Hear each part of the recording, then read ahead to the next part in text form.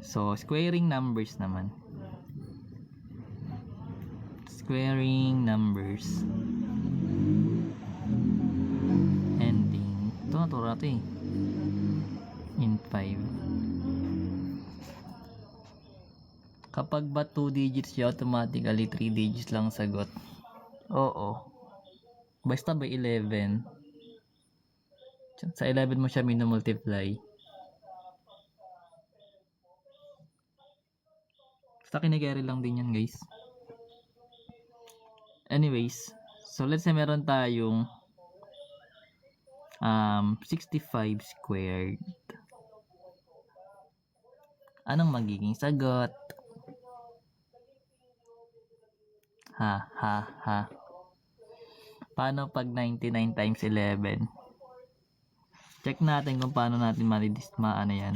Magagawa. Siyempre di ko alam. Pero try ko i-ano siya, i-dissect. I-dissect ano yung palaka?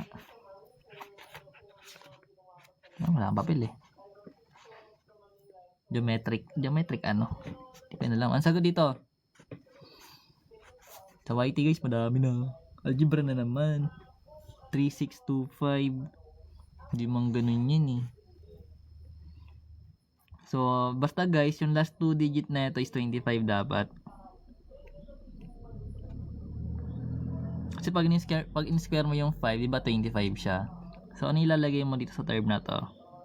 Actually, yung ginagawa dito is yung 6 natin, i-multiply mo siya sa next number.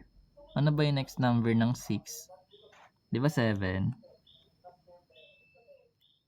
So, magiging 42 siya. So, magiging 42 na to. Ganun ba yun? Ganun ba yun? Tama ba yan, guys? So, ayun na yung magiging sagot. So, basically, pag multiply natin siya, gusto mo check. So, 65 times 65 yan, diba? Kasi nga naka-square. So, 5 times 5 is 25. 32.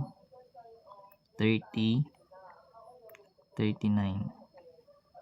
So, 5, 2, 12, 4.